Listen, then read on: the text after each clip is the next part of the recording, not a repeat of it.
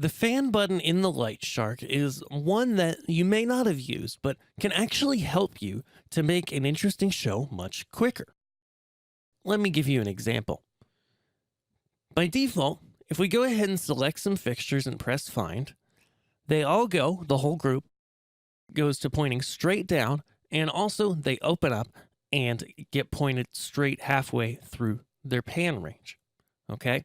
Now, you've probably done this before, and you're able to go simply and tilt them and pan them to your heart's content. But what if you want to do more interesting shapes? Like we've got them tilted out at our band here, but maybe we want to take them and spread them out across our stage. Well, how do we do that?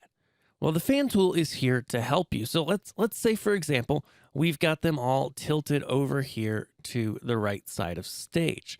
Now, we can press our fan key, and the first thing that we see is the fan appearance come up on our display. This lets us know that we're fanning our fixtures, and we can then go ahead and actually fan them out, and we can see them fan evenly across that whole range, okay? Then, if I wasn't perfectly centered, like I wasn't, I can get out a fan now, and I can move the entire group as needed, okay? And maybe I adjust that. Maybe this time I'm going to fan it the opposite, actually. I could fan it inward.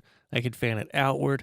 It really doesn't matter because once we record this, it's going to recall and be fanned perfectly. Now, we can see here that here I was using fan on pan. We can go ahead, maybe we record that somewhere and then we clear it. But it also works on tilt. So I can go ahead, I can find my fixtures again. This time, the fixtures are actually sideways, and I could fan them on tilt, and we could see now on this backdrop, we're able to bring them in or out. Maybe I turn that fan off, and I work with just the pan, and I'm able to move the lights around as I wish and to create an interesting look. Using fan can really help you to make some interesting positions with moving lights very quickly.